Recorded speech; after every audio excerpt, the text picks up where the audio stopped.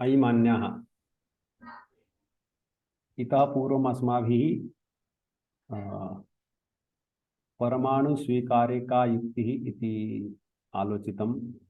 विभुः किमर्थं स्वीकार्यः इति आलोचितं। विभोः स्वरूपं किं भवति इति विषये सविस्तरम् आलोचना कृता। ततः परं यः विभुः भवति सः ज्ञानवान् भवति, चेतनः भवति, तस्य इच्छा आवश्यकी, तस्य प्रयत्नः आवश्यकः। तस्मात् स ईदृशः स्यात्, स परमात्मा स्यात् इति निर्णयः कृतः।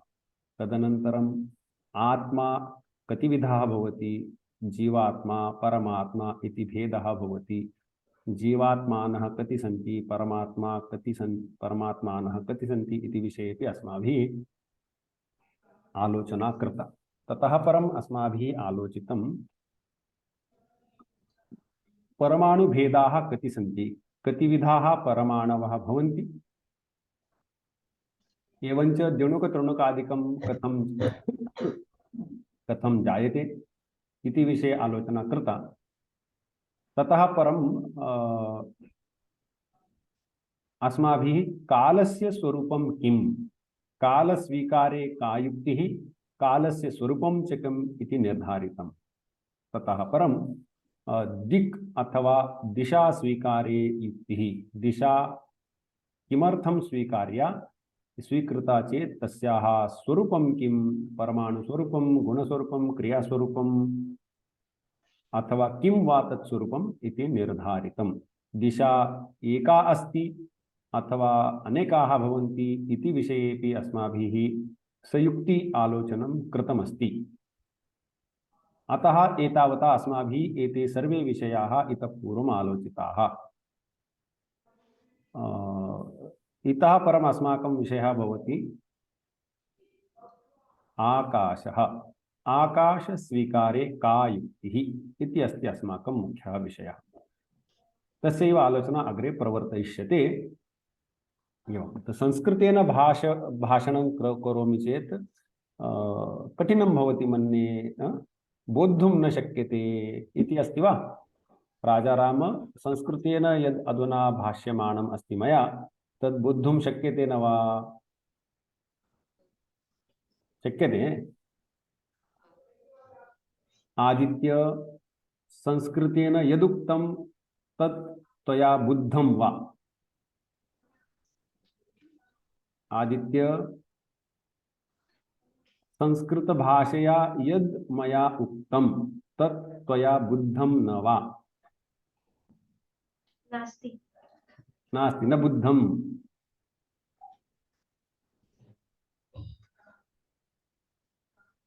सुदर्शन, अवगतं न वा? अवगतम्। अत्र कृष्णदासः वर्तते, कृष्णदासेन संस्कृत अवगतं वा यदुक्तं तत्? अवगतम्। अवगतम्। पूर्वपरिचितः एव विषयः मया पुनः किञ्चिदुक्तः, अपरिचितः नोक्तः। अत्र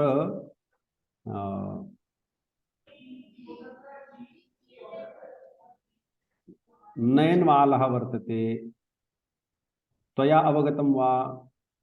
अवगतम्। सर्वं सर्वम् अवगतम्। अस्तु, तर्हि संस्कृतेन एव भाषणीयम् उत हिंदी भाषया?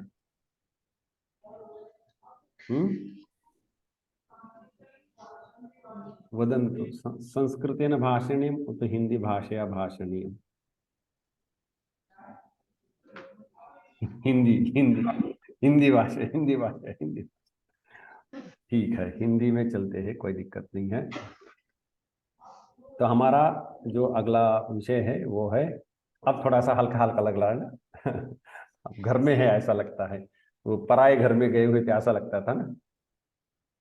जो नए घर में जाते किसी के, तो वहां पर थोड़े से डरे सहमे से, कौन क्या बोलेगा क्या नहीं बोलेगा, ऐसे चुपचाप से बैठे रहना पड़ता है। तो अपने घर में होते तो कुछ भी उठक पटक करते रहते, वैसे हिंदी में होता ऐसा लगता है कि हाँ कोई चिंता नहीं, हम ये चलेगा।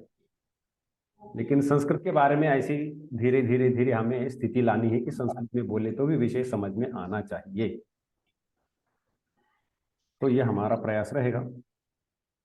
अब अगला जो विषय वो है आकाश। आकाश स्वीकार करना है। तो आकाश नामक पदार्थ नैयायिकों ने क्यों माना, यह वहां पर प्रश्न होता है।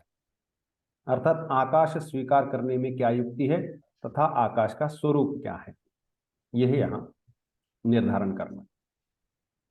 तो क्योंकि जो 9 द्रव्य है पृथ्वी अप तेज वायु आकाश, उसमें आकाश माना गया है।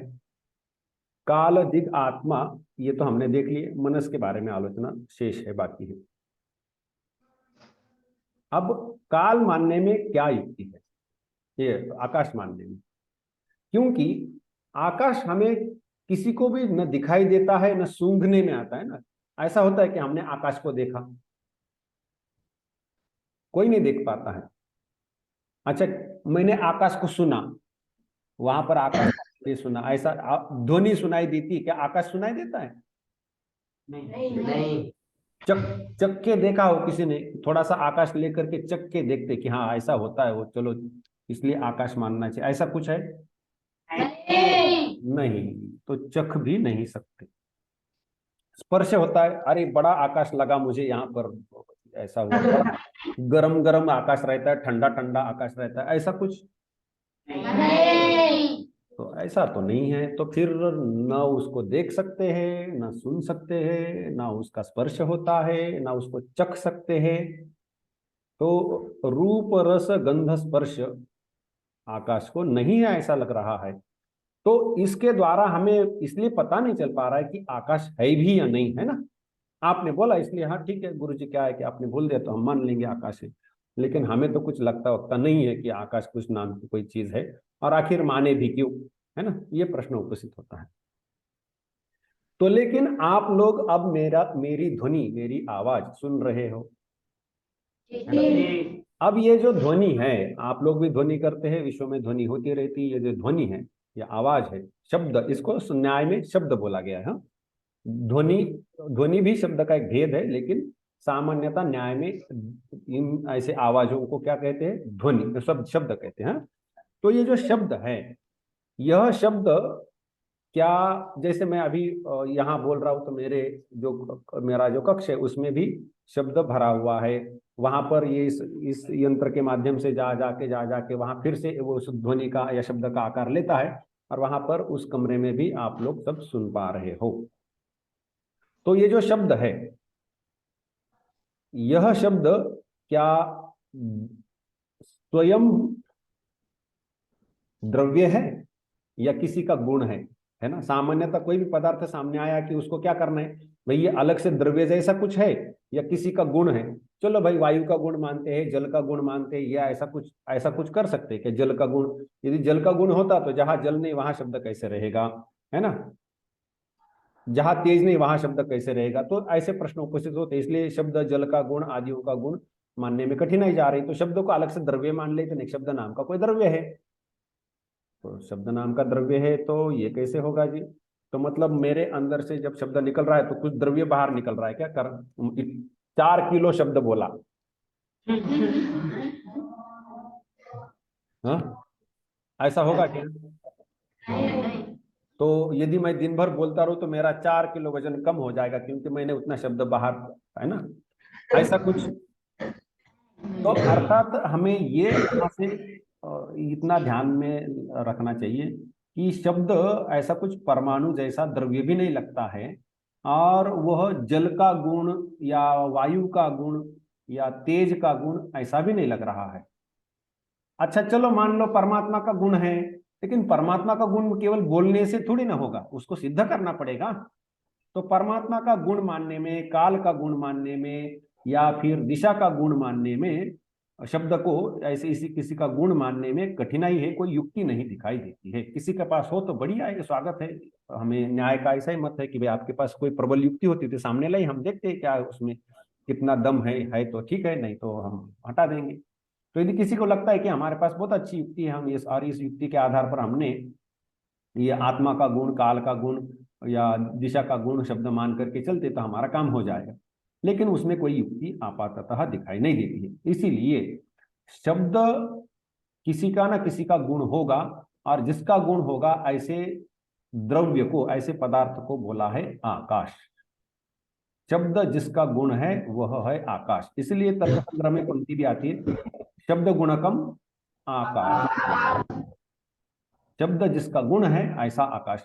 तो आकाश मानने के लिए सीधा कोई कारण नहीं है, समझे ना, सीधा कोई कारण नहीं है। तो क्यों माना गया आकाश को, क्यों स्वीकार किया गया है?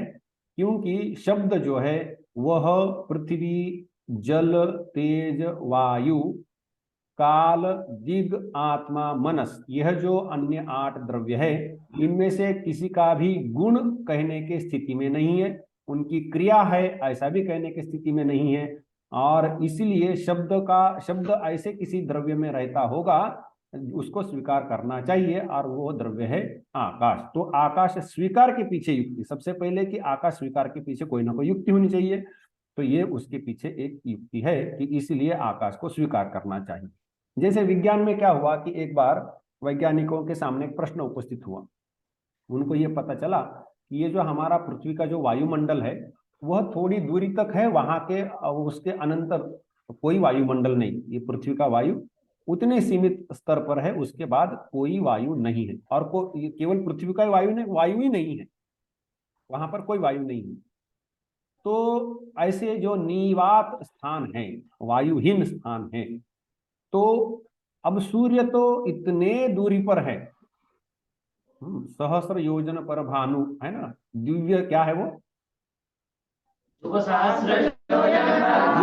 सहस्र योजन पर भानु, तो भानु इतने दूरी पर है, तो वहां से सूर्य प्रकाश हमारे पास आता है, और प्रकाश को आने के लिए कोई ना कोई माध्यम, मीडियम की आवश्यकता चाहिए। बिना माध्यम के प्रकाश प्रवास नहीं कर सकता, ऐसा वैज्ञानिकों को लग रहा था, और उन्होंने देखा कि हमारा जो वायु है वो प्रकाश के आने के लिए मदद करता होगा। लेकिन जब देखा कि वायु तो वहीं तक है, उसके बाद वायु नहीं है, तो बिना वायु के भी प्रवास करता है, लेकिन बिना माध्यम के नहीं करेगा, और इसलिए हमें ये मानना पड़ेगा कि बीच में कोई ना कोई माध्यम है, और वो माध्यम जो आवश्यक है उसका उन्होंने नाम दिया, इसको ईथर कहेंगे। उस माध्यम का क्या नाम दिया? ईथर। तो इस उदाहरण के द्वारा मुझे यही कहना है कि जैसे वैज्ञानिक समाज भी उनके अपने जो तांत्रिक प्रश्न उपस्थित हो जाते हैं, इनके समाधान के लिए कुछ कुछ पदार्थों को मान लेते हैं, चलो ये ऐसा पदार्थ मानना पड़ेगा। यदि आकाश उनको अत्यंत स्पष्ट रूप से पता हो जाता तो उसको मानने की युक्ति के द्वारा या ऐसे किसी कठिनाई के द्वारा मानने की आवश्यकता नहीं होती, है ना। जैसे कोई पदार्थ है, उसको चलो अब सीधा तो नहीं पता चलता है, लेकिन मान लो, ऐसी स्थिति आ जाती ना। वैसे ईथर जो है वह उनको सीधा नहीं आ रहा था, इसलिए उनको मानना पड़ रहा था। आगे चल करके उनको यह पता चला कि प्रकाश को चलने के लिए, या इलेक्ट्रोमैग्नेटिक वेव्स होती है, उनको चलने के लिए किसी माध्यम की आवश्यकता नहीं होती, वो स्वयं ही चल लेती है। तो वो स्वयं जब चल लेती है ऐसा उनको पता चला, तो फिर उन्होंने बोला कि ईथर की कोई आवश्यकता नहीं, हमने ईथर वृथा ही माना था। ठीक है, तो उन्होंने ईथर को हटा दिया, अर्थात ईथर था और ईथर को हटाया ऐसा नहीं, ईथर की मान्यता को हटा दिया। ईथर को हटाया मतलब पूरे सूर्य से पृथ्वी तक ईथर भरा हुआ था, अब उन्होंने जा जाके बुलडोजर लगा लगा के ईथर हटा दिया वहां से।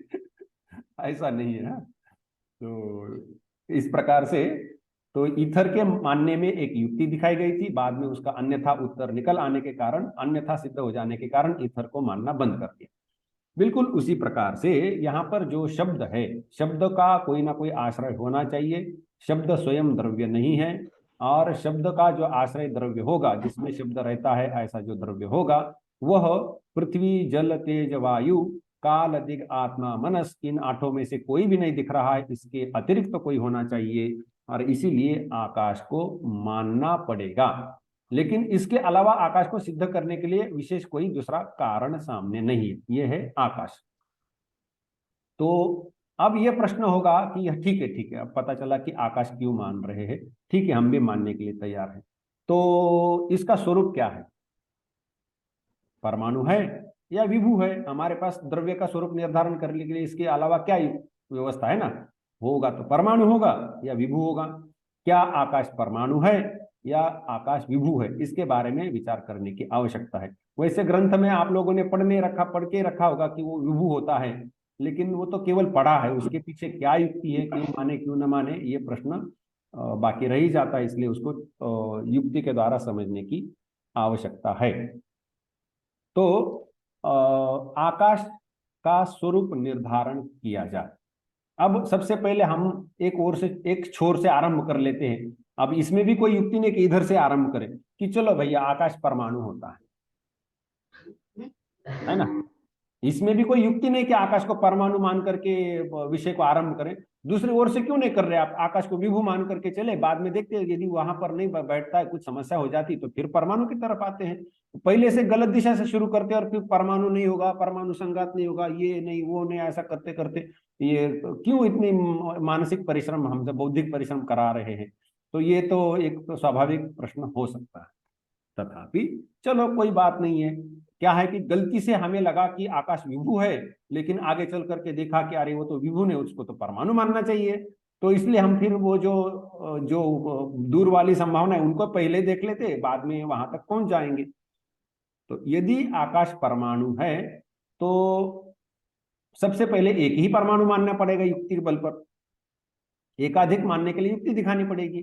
तो आकाश एक परमाणु है, तो यदि आकाश एक परमाणु है तो पूरे विश्व में किसी एक स्थान पर वो परमाणु रहेगा, और ऐसा होगा तो जो उसका जो गुण जो शब्द जो है वह उस आकाश पर ही रहेगा, उस परमाणु पर ही रहेगा, बाकी किसी भी स्थान पे शब्द नहीं होगा, क्योंकि गुण सब समय अपने द्रव्य में रहता है, द्रव्य से दूर कभी भी नहीं रहता। यदि शब्द जो है वो अपने द्रव्य में ही रहना है उसने, और परमाणु रूप है वो आकाश, तो उसी आकाश वो परमाणु में वो बैठा रहेगा और किसी कोने में है, बाकी कहीं पर भी न शब्द होगा, न सुनाई देगा, ना कुछ होगा, क्योंकि एक ही परमाणु है आकाश का। लेकिन ऐसा तो होते दिखता नहीं है, एक समय अनंत स्थानों पर शब्द हो रहे हैं। तो इसका मतलब आकाश का एक परमाणु मानने में, कृष्णदास एक परमाणु मानने में युक्ति नहीं दिखाई दे रही है। ठीक है, समझ में आ रहा है? आकाश का एक परमाणु मानने में युक्ति नहीं है। अलग अलग स्थानों पर युगपत एक ही समय शब्द होते रहते हैं, और इस कारण हम एक स्थान पर एक ही परमाणु है किसी, बाकी स्थान पर कोई नहीं, ऐसा नहीं कह सकते। तो अच्छा ठीक है, थोड़ा सा ऐसा कर लेते हैं, बहुत परमाणु होते हैं आकाश की, ऐसा कर लेते हैं, है ना। तो अच्छा ठीक है, बहुत परमाणु है, ये भी तो मतलब आगे दिशा में आगे बढ़ने के लिए युक्ति तो मिली हमें। प्रथमातिक्रमे माना भाव, प्रथम छोड़कर आगे बढ़ने के लिए क्या प्रमाण था, तो हमें लगा कि नहीं इसमें प्रमाण है, चलो मिल गया। बहुत एक ही स्थान पर, बहुत स्थानों पर, एक ही समय पर युगपत बहुत स्थानों पर शब्द होता है, अनंत स्थानों पर होता है, और इसलिए एक परमाणु से समाधान नहीं होता, इसलिए अधिक मानते। ठीक है, अधिक मानो। तो अब अगला प्रश्न उपस्थित होता है कि जैसे मैं यहां पर बोल रहा हूं, और मैं जब बोल रहा हूं, मैं जो शब्द कर रहा हूं वह यहां पर कितने परमाणुओं का शब्द है, यह प्रश्न उपस्थित होगा। क्या इतने, जैसे होता है ना कि जैसे वजन है ना, एक एक घड़ा है, तो वजन इतने परमाणु मिलकर के जो घड़ा बना है उसका वजन होगा। कोई पत्थर है, परमाणु मिलकर के उसका वजन होगा ना।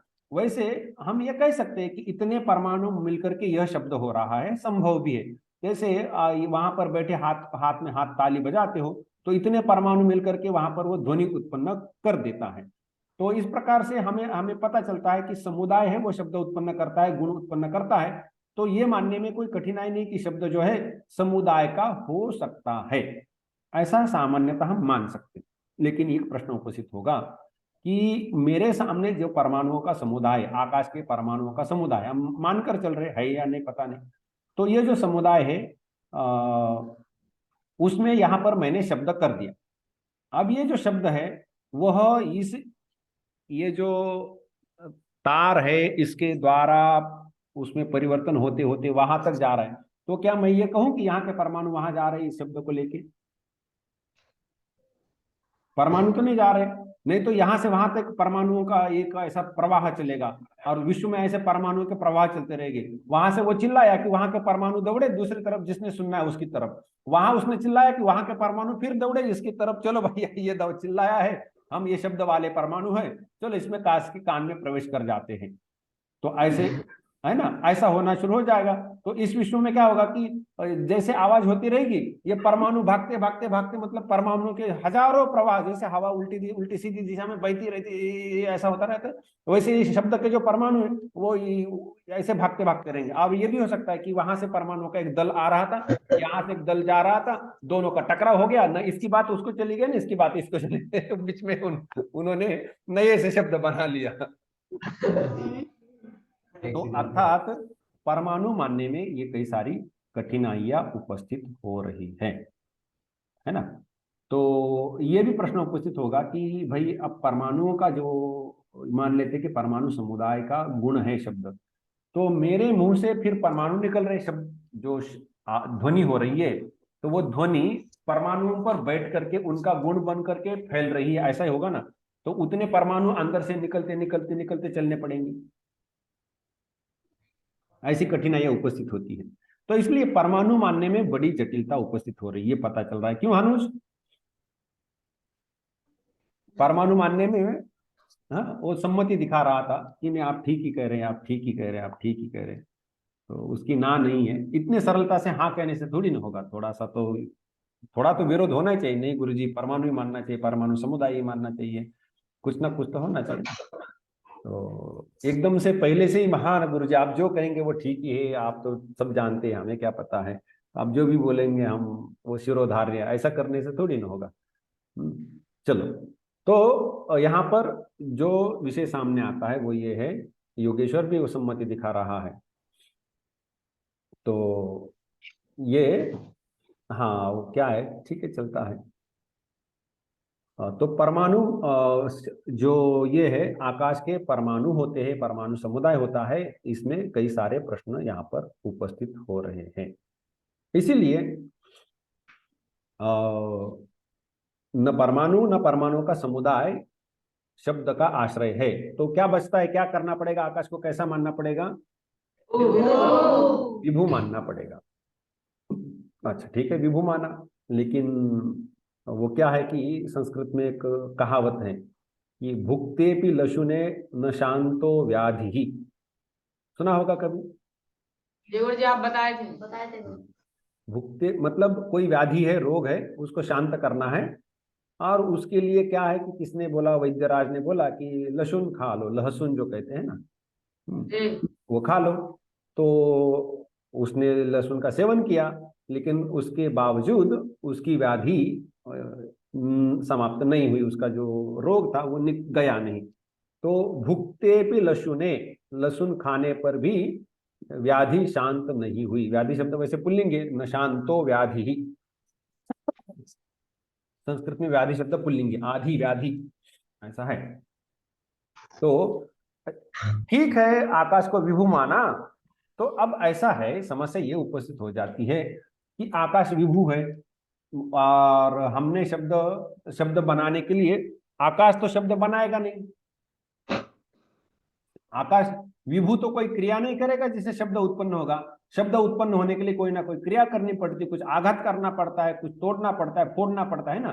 सामान्यतः दो तीन प्रकारों से शब्द उत्पन्न होता है, कि आघात करने से, एक दूसरे पर टकराया कि शब्द हो जाता है, गले में इस प्रकार से हम हवा को और कंठ को टकराते करते करते। दूसरा है कि हम कपड़ा फाड़ते हैं ना, कपड़ा फाड़ते तभी शब्द होता है, या जो बंबू होता है उसको जब हम ऐसे चीरते हैं, फाड़ते हैं, तो भी चटचटा ऐसा शब्द हो जाता है। तो वो इस प्रकार से सब समय संयोग से या आघात से ही शब्द होता है, ऐसी कोई बात नहीं है। वो ऐसे दूर हटाने से, फाड़ने से, चीरने से भी शब्द होते हैं, किसी भी प्रकार से शब्द हो, लेकिन उसके लिए इस प्रकार की कोई ना कोई शब्द निर्माण करने वाला, ये ऐसा कोई मूर्त होना चाहिए। रामानंद को पूछ लो ना कि वो क्या चाहिए हमें। हाँ, मूर्तों का कोई आघात होना चाहिए, दूर होना चाहिए, कुछ ना कुछ होना चाहिए, तभी शब्द उत्पन्न होता है। आकाश स्वयं अपनी ओर से शब्द नहीं उत्पन्न कर पा रहा है, एक समस्या। दूसरा कि मैं एक स्थान पर बैठे बोलता हूं, हम वहां पर जैसे कि जड़खोर गोधाम में तो वैसे वन प्रदेश है, पर्वत है, कोई व्यक्ति है दूर कहीं पर लकड़ी तोड़ रहा है, फोड़ रहा है, तो जब वहां पर उसकी जो कुल्हाड़ी है उसको वो उठाता है और गिराता है, उद्यमन निपातन, उद्यमन उठाना, निपातन गिराना, उद्यमन निपातन निपातन करता है वो। तो उसका जो उठाना गिराना है वो जब चलता है तो हमें दिखाई देता है कि उसकी जो कुल्हाड़ी है काफी ऊपर जाने के बाद वो आवाज हमें सुनाई देती है। जिस क्षण वो आघात करता है उसी क्षण हमें दिखाई देती यदि वो व्यक्ति दूरी पर है। ऐसा हम देखते हैं कि नहीं, हमारा ऐसा अनुभव है। तो अर्थात शब्द जिस क्षण बनता है उसी क्षण दूर में स्थित लोगों को नहीं सुनाई देता, उसको थोड़ा विलंब होता है। तो इसका मतलब हमें यह पता चलता है कि जहां शब्द उत्पन्न हुआ वहां से शब्द श्रोता तक आता है, श्रोता जाकर नहीं सुनता है। जैसे हमें पानी पीना हो, यहाँ पर पानी रखा हुआ तो हमें जाकर पीना पड़ता है। हमें पानी पीना है, चलो पानी स्वयं आ गया, हमने पी लिया, ऐसा नहीं होता है, हमें जाकर पीना पड़ता है। लेकिन शब्द का क्या होता है, हम उसको बोल रहे हैं मुझे वाक्य सुनना है तो बोल देता है, शब्द आ जाता है, हमें जाकर नहीं सुनना पड़ता है कि नहीं। सुदर्शन को पूछो, क्या नहीं जाना पड़ता, जाना पड़ता है, शब्द के लिए जाना पड़ता है हमें। यदि कोई, जैसे मुझे यदि आप तुम लोगों को मेरी बात सुननी है तो क्या मेरे पास आना पड़ेगा यहाँ पर? नहीं। शब्द का क्या है, दूर से बोल दो पहुंच जाता है ना, शब्द पहुंच जाता है। अब यहाँ पर एक सामान्यतः एक हमें एक दिखाई देता है कि शब्द तो एक स्थान से दूसरे स्थान पर जा रहा है, ये हमें यहाँ पर दिख रहा है, तभी तो एक स्थान से दूसरे स्थान पर शब्द सुनाई देता है। तो शब्द का प्रवास होना, स्थानांतर होना, चलना, यह एक परिस्थिति उपस्थित हो गई है। उसके कारण क्या होगा कि चलना फिरना घूमना तो मूर्तों का काम है। जो मूर्तिमान पदार्थ होते हैं उनका ही चलना फिरना घूमना काम होता है, अरे शब्द चलना फिरना। तो फिर शब्द को मूर्त मानो, फिर शब्द के परमाणु मानो, आकाश मानने की आवश्यकता नहीं, इस तरफ मुड़ना शुरू हो जाएगा, ये समस्या उपस्थित होती है। तो हम यहाँ पर क्या है कि शब्द एक स्थान से दूसरे स्थान पर जब सुनाई देता है तो वो कैसे प्रवास करता है, ये यहाँ पर एक प्रश्न है। आगे चल करके शब्द प्रकरण में भी इसकी आलोचना करनी पड़ती है, लेकिन यहाँ पर आकाश जब आया ही है तो एक साथ दोनों को, शब्द और आकाश को, दोनों को देख करके आगे निकल जाते हैं। तो शब्द जो है आघात से या इस प्रकार से विदलन, पाटन आदि जो होता है, फाड़ना, इसके द्वारा शब्द उस देश में उत्पन्न होता है। वहां से क्या होता है कि शब्द की एक विशेषता है, जहां पर शब्द उत्पन्न होता है वहां से दसों दिशाओं में फैलता है कि नहीं। शब्द ऐसा है कि दसों दिशाओं में फैलता है, ये उसकी विशेषता है। अब वो दसों दिशाओं में फैलता है और दूर दूर दूर पर जाता है, तो वो उसका जो जो जोर है, जितने ऊंचा है, वो कम कम कम कम कम भी होते होते जाता है, ये है। इसलिए हमें जब कम सुनाई देता है तो पास में जाकर के हाँ क्या बोला ऐसा करते ताकि वो सुनाई दे, है ना। तो शब्द उत्पन्न होने के बाद सभी दिशाओं में एक साथ चलना शुरू कर देता है। उसको न्याय में बोला है कदम्ब कोरक न्याय। कदम्ब नाम का एक पेड़ होता है, उसके फूल लगते हैं, और उसका जो फूल है जब वो खिलता है तो एक समय चारों ओर खिल जाता है, ऐसा एकदम से खोल दिया जैसा, जैसे बलून फट जाता है वैसे वो ऐसा चारों ओर खिल जाता है, कदम्ब कोरक न्याय। और एक न्याय बोलता है, न्याय जो है उसको और एक प्रकार से समझाता है, वीची तरंग न्याय। वीची तरंग न्याय ऐसा भी एक उसमें न्याय माना जाता है। वीची तरंग न्याय क्या है, देखो हम किसी तालाब में, शांत तालाब है, कई तरंगे नहीं है, कुछ नहीं है, लेकिन उसमें एक राजा राम को लगा कि अरे बड़ा शांत तालाब, एक पत्थर फेंक के देखते हैं। एक पत्थर उठाया, फेंका, तालाब में पत्थर गिरा, तो अब वहां तरंग उत्पन्न होती है। वो तरंगे जहां उत्पन्न हुई वही नहीं ठहरती, वहां से वो धीरे धीरे धीरे करके छोर पर आ जाती, किनारे पर आकर के लग जाती है, ये तरंगे प्रवास करती हैं। तो अब देखो इन तरंगों में क्या हमें क्या दिखाई देता है कि वो जो जहां से तरंग, जहां केंद्र बिंदु में राजा राम ने पत्थर फेंका था, वहां का जो जल है उस तरंगों में भर भर के किनारे पर आता है, या केवल तरंगे आती पानी वही के वही रह जाता है? पानी पानी पानी आता है। पानी आ जाता है या केवल तरंग आती है, पानी वही के वही रहता है, बताओ। पानी पानी आ जाता है। अच्छा, तो देखो, यदि पानी आ जाता है ऐसा मानते हैं, है ना, तो क्या होगा कि जैसे पानी के ऊपर थोड़ा बहुत ये कुछ ना कुछ घास फूस कुछ कचरा वचरा तैरता रहता है, ये सामान्यतः। तो यदि पानी आ जाता तो वो कचरा भी पहुंच जाता किनारे उसी गति से, जिस जिस गति से तरंग आ गई, तो उस गति से पानी भी आया, तो वो पानी के साथ साथ वो कचरा भी ले आता। तो ऐसा होता है क्या? नहीं। तो पानी आ गया, कचरा वही रह गया। कचरा हल्का होता है। हाँ, अच्छा, कचरा हल्का होता है, पानी भारी होता है, इसलिए कचरा वही रह जाता है, पानी चला आता है, ऐसा है। अच्छा, तो मतलब जैसे मान लो कि हम पानी के अंदर वहां पर सुदर्शन को भेज देते, जहां राजाराम पत्थर फेंकने वाला है उसके पास में पानी के अंदर सुदर्शन को पकड़ के रखते, हाँ, ऑक्सीजन ऑक्सीजन दे करके।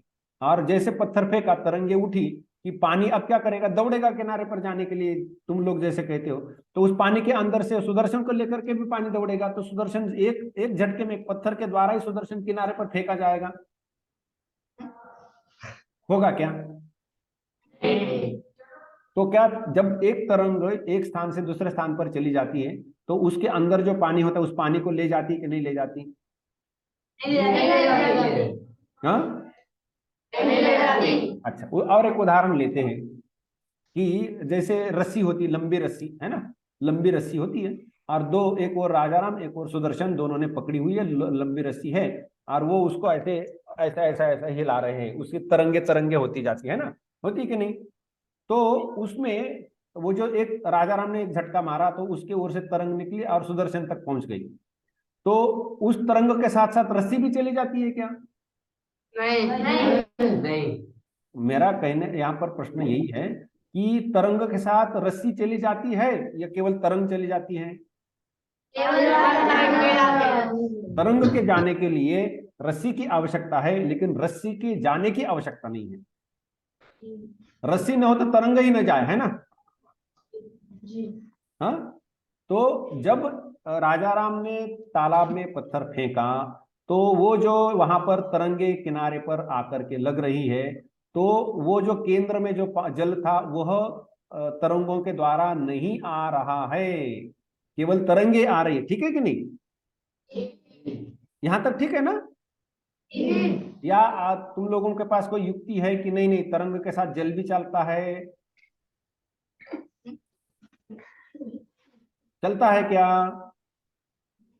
नहीं चलता। अच्छा, ठीक है, अच्छी बात है। जल नहीं जाता, केवल तरंगे निकल जाती है। वो रस्सी के उदाहरण से स्पष्ट हो जाएगा, है ना? अच्छा, अब रस्सी के उदाहरण से किसी को कोई संदेह कि वो जल चलता है कि नहीं, रस्सी चलती है कि नहीं? हाँ, अच्छा, ठीक है। तो तरंग के प्रवास के लिए उस जिसमें तरंग आ रहा है, जल में, रस्सी में, किसी में भी तरंग आ रहा है, उसका जो जिस वो द्रव्य को तरंग के साथ चले जाने की आवश्यकता नहीं है, वह अपने स्थान पर ही रहेगा, थोड़ा सा ऊपर नीचे करेगा, लेकिन अपने स्थान पर ही रहेगा और तरंग आगे निकल जाएगी। कृष्णदास को बता देना, हाँ, कि तरंग आगे निकल जाएगी। वो क्या है कि वो गर्दन से तरंगे ले रहा था।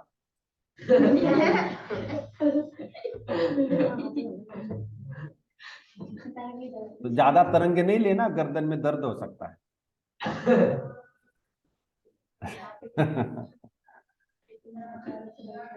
आज आज बाल भोग में कुछ गुरु आहार था?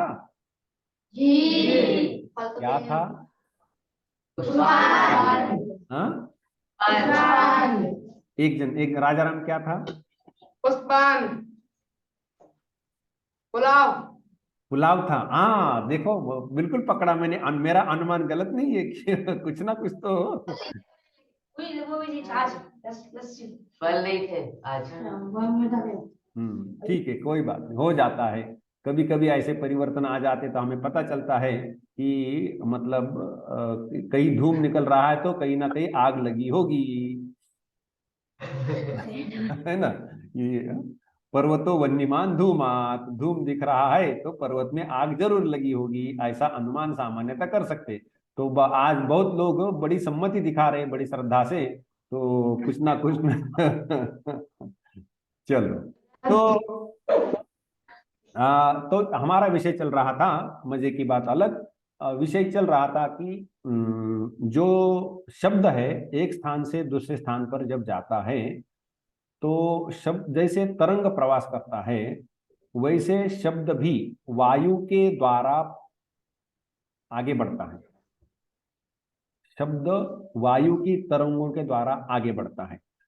अब इसमें क्या होता है, वो जल तरंग या रस्सी के तरंग का यदि हम उदाहरण लेते हैं तो रस्सी का राजा राम के हाथ में जितना टुकड़ा है, छोटा सा, उसने रस्सी का एक अंश पकड़ के रखा था, उसको हिलाया तो हाथ में जो जितना अंश था उसने उस तरंग को अगले हिस्से में दे दिया। उस हिस्से ने अगले हिस्से में देते देते देते तरंग को आगे ढकेल दिया और वो हिस्सा, रस्सी का जो हिस्सा है वो वही के वही रह गया। तो अर्थात एक एक जो रस्सी का हिस्सा है वह तरंग को अपने में जो तरंग है ऐसा तरंग दूसरे में उत्पन्न करके स्वयं शांत हो जाता है। अपना तरंग, अपने जैसा तरंग दूसरे में उत्पन्न कर देता है। तो वैसे वायु में जब ये ध्वनि को जाने के लिए एक तरंग उत्पन्न होता है तो वो तरंग क्या करता है, अगले तरंग में ध्वनि को उत्पन्न करता है। शब्द, उसको शब्दज शब्द कहते हैं। एक शब्द उत्पन्न हुआ कि उससे जलधारा या जल तरंग उत्पन्न होता है। वो जल तरंग क्या करता है कि और अगला शब्द बनाता है, अगला शब्द बनाता है, अगला शब्द बनाता है। नया नया शब्द उत्पन्न होते होते होते होते आगे बढ़ता है, लेकिन एक ही शब्द आगे नहीं जाता है। थोड़ा बड़ा सूक्ष्म है, इसको थोड़ा सा समझना चाहिए। देखो वो जो तालाब है उसमें पत्थर मारने के बाद जहां पत्थर मारा था वहां से किनारे तक कई तरंगे दिखाई देती हैं। केवल एक ही तरंगा आया ऐसा नहीं, कई सारी तरंगे दिखाई देंगी। अब मानो कि 10 तरंगे हैं तो 10 तरंगे अलग अलग है। हम ये नहीं कह सकते ये पहली तरंग है, दूसरी, दूसरी, तीसरी, तीसरी, चौथी, ऐसा नहीं कह सकते। सभी अलग अलग है। एक ही समय 10 दिख रही ना, तो 10 तरंगे अलग है। यह एक।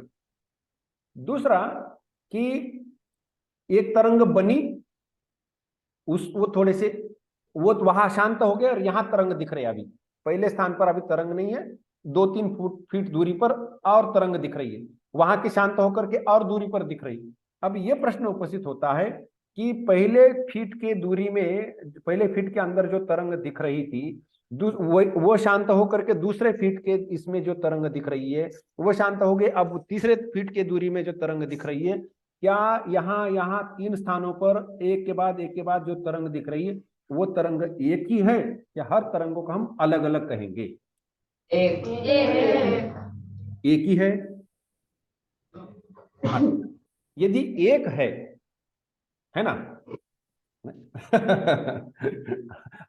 जो कहोगे हम उसी दिशा से आगे बढ़ेंगे, कोई दिक्कत नहीं। यदि एक है तो अब देखो कि जहां पत्थर गिरा था उसके पहले फीट के दूरी में तरंग बिल्कुल 10 बजे उत्पन्न हुई मानो, ठीक। और 10:03 में दूसरे फीट की दूरी में वो इधर का शांत हो गया।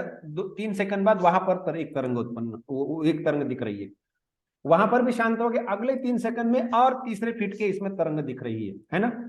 अब तुम लोगों का कहना है कि एक ही तरंग है तीनों स्थान पर, तो लेकिन पहले 10 बजे के पहले 3 सेकंड के अंदर यहां तरंग बनी थी, उसके बाद वहां बनी, उसके बाद वहां बनी, ऐसे तीनों का उत्पत्ति का समय अलग अलग है।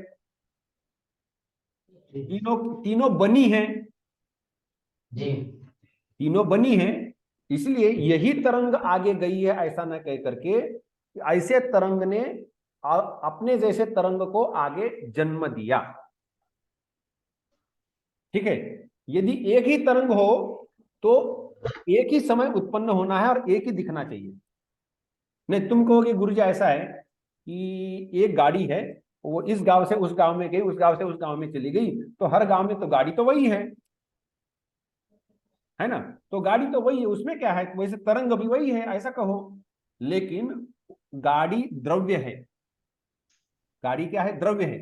एक द्रव्य दूसरे स्थान पर जा सकता है और वो द्रव्य वही रह सकता है, लेकिन जो गुण है वह इसका गुण उसको, उसका गुण उसको, उसका गुण उसको, ऐसा नहीं होता है। हर एक का गुण अपना अपना होता है। ये बहुत महत्वपूर्ण है, थोड़ा ध्यान में रखना कि हर एक का गुण अपना अपना होता है, अपना गुण दूसरों को नहीं देता है, गुणों की ट्रांसफर नहीं होती है, ठीक है, क्रिया की ट्रांसफर नहीं होती है, उसके अपने अपने होते हैं, गुण क्रिया हर एक के अपने होते हैं, वो ट्रांसफर नहीं होते। लेकिन होता क्या है कि अपने जैसा गुण उसमें बना सकता है, अपने जैसी क्रिया उसमें उत्पन्न कर सकता है।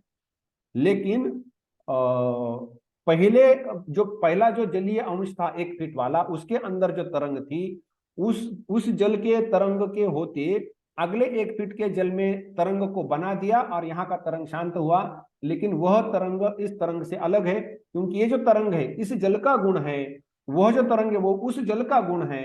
तो इसलिए गुण एक ही गुण यहां से वहां नहीं जाता है। ये न्याय का सिद्धांत है, सामान्यतः सभी दर्शनों को मानना है कि गुण इस प्रकार से एक का गुण दूसरे को नहीं जाता है, वो ट्रांसफर नहीं होता, हस्तांतरण नहीं होता है। तो जो तरंग है वह पहली तरंग और दूसरी और तीसरी तरंग जो है वह हर एक अलग अलग माननी पड़ती है, ठीक है, तरंग अलग अलग माननी पड़ती। इससे हमें यह बताना था कि शब्द जिस देश में उत्पन्न होता है, जहां वो पत्थर गिरा, ये आघात हुआ, जिस देश में शब्द उत्पन्न होता है, वह शब्द जब श्रोता तक पहुंचता है, कुछ दूरी तक 10 फीट 20-40 फीट दूरी तक जब पहुंचता है, तो वो क्या करता है, पवन की तरंगों में से ये पवन जो है अगला शब्द उत्पन्न करते करते एक शब्द से दूसरा शब्द, दूसरा शब्द से तीसरा शब्द, ऐसा शब्द से शब्द उत्पन्न होता है, उसको शब्दज शब्द कहा जाता है। और वो शब्दज शब्द होते होते होते हमारे जो कर्ण विवर है, ये कान के जो इतना ये विवर है, या शष्कुली कहते हैं उसको, कर्ण विवर या कर्ण शष्कुली, वहां तक वो शब्द आ जाता है, तब जाकर के हमें सुनाई देता है। यदि वही के वही शब्द आ जाता तो जितना बड़ा उत्पन्न हुआ उतना आ जाता। और एक युक्ति है ना, बहुत जोर से शब्द हुआ लेकिन दूरी पर तो कुछ पहुंचा भी नहीं, सुनाई भी नहीं दिया, या थोड़ा सा एकदम क्षीण शब्द सुनाई दिया। तो यह इसलिए कि शब्द होते होते होते उसकी वो अगला शब्द वो क्षीण क्षीण क्षीण भी होते जाता है। और इसीलिए वो शब्द है वह हमारे जब यहां तक शब्द होता है तो हमें सुनाई देता है। तो मूल में उत्पन्न शब्द कोई भी नहीं सुनता है, उसके बाद कई सारे बीच बीच में शब्द उत्पन्न होते रहते हैं, शब्द, और हमारे कान के अंदर फिर एक शब्द उत्पन्न होता है, वो हमें सुनाई देता है। तो शब्द है इस प्रकार से, शब्द के इस प्रकार से वो और चलता है। इसीलिए शब्द एक स्थान से दूसरे स्थान नहीं जाता है। क्या मुद्दा हुआ था हमारे सामने, क्या फंस रहा था कि शब्द जो है एक स्थान से दूसरे स्थान जाता है, लेकिन शब्द एक स्थान से दूसरे स्थान नहीं जाता है। जैसे जल के तरंग है, वह एक स्थान से दूसरे स्थान पर नहीं जाते, एक स्थान का तरंग अगले स्थान के तरंग को उत्पन्न कर देता है। वैसे पहला शब्द दूसरे शब्द को उत्पन्न करता है, और शब्द बनते बनते वो हमें लगता है कि एक शब्द दूसरे स्थान पर चला गया, लेकिन ऐसा न्याय का कहना है कि शब्द नहीं जाता, वो शब्द चलता रहता है, ठीक है। तो हमने आकाश के साथ साथ उसका जो गुण है उसकी भी थोड़ी सी, उसका जो ये है मुख्य मुद्दा, वो हमने यहाँ पर देख लिया। तो ये जो शब्द है वह आकाश का गुण है, और ये आकाश का गुण होने के कारण ही, मतलब दूसरे किसी का गुण हो नहीं सकता, जल का गुण नहीं हो सकता, वायु का गुण नहीं हो सकता, पृथ्वी का गुण नहीं हो सकता, तेज का गुण नहीं हो सकता, आत्मा का नहीं हो सकता, जीवात्मा का नहीं, परमात्मा का नहीं, काल का नहीं, और दिशा का भी गुण नहीं हो सकता, मन का भी गुण नहीं हो सकता। और इसीलिए इसका गुण वो जिसका है ऐसा एक द्रव्य मान लो और उसका नाम दे दो आकाश, और इस प्रकार से यह आकाश है, और यह आकाश विभु है। अब इस विभु आकाश में ये जो शब्द है, विभु आकाश स्वयं तो उत्पन्न नहीं करता, आघात की आवश्यकता, और आकाश आघात नहीं कर सकता, इसलिए आघात करने वाले अन्य अन्य पदार्थ है वो शब्द को उत्पन्न कर देते हैं उस विभु आकाश में। और विभु आकाश में जो है तो जहां उत्पन्न हो वही शब्द समाप्त हो जाना चाहिए था। विभु का जहां जिस अवच्छेद में, जिस कोने में ये शब्द उत्पन्न होता है, दूसरे स्थान पर जाएगा कैसे, तो दूसरे स्थान पर जाता है वायु धारा की मदद से, और वो भी शब्द से शब्द होकर के। वस्तुतः शब्द जाता है, यह शब्द प्रयोग ठीक नहीं होगा, वो शब्द से शब्द होकर के वहां पर शब्द सुनाई देता है। यह तांत्रिक दृष्टि से या तर्क या न्याय की दृष्टि से उचित शब्द प्रयोग होगा। शब्द नहीं जाता है, लेकिन शब्द से शब्द होते होते वहां पर हमें सुनाई देता है, ऐसा हम कहेंगे। उसके लिए पवन धारा की आवश्यकता होती है। पवन धारा नहीं हो तो शब्द का इस प्रकार से शब्द से शब्द को आगे बढ़ना संभव नहीं होता। पवन धारा वहां पर निमित्त कारण या मदद करती है, ये थोड़ा सा यहाँ पर ध्यान में रखना चाहिए। तो ये रहा हमारा आकाश। इसके बारे में किसी को कोई बोलना करना हो, या जिस इस आकाश के अवकाश में जिन्होंने जो थोड़ा सा विश्राम किया, आराम किया, तो इसलिए मैंने बोल के रखा था कि प्रातः केवल फलाहार, ताकि चंगा भला फ्रेश रहे, नहीं तो उसके कीमत चुकानी पड़ती है। खैर ठीक है, अच्छी बात है। तो अब आकाश विभु है या परमाणु है? आकाश मानने की आवश्यकता क्या है? पवन, तरंग, ध्वनि, शब्द,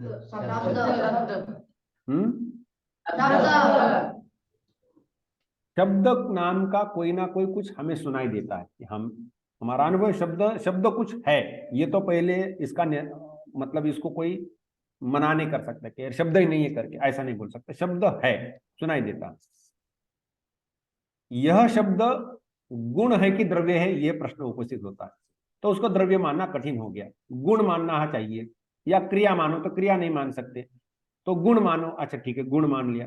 किसका गुण होगा? तो क्लुप्त द्रव्य, मतलब क्लुप्त मतलब पहले से स्वीकार किए हुए, क्लुप्त मतलब पहले से स्वीकार किए हुए। जो क्लुप्त द्रव्य पहले से माने गए, स्वीकार किए, तो 8 हमने स्वीकार कर लिए अब तक। मन अभी तक थोड़ी सी चर्चा बाकी, लेकिन है वो हिसाब में ले लेते।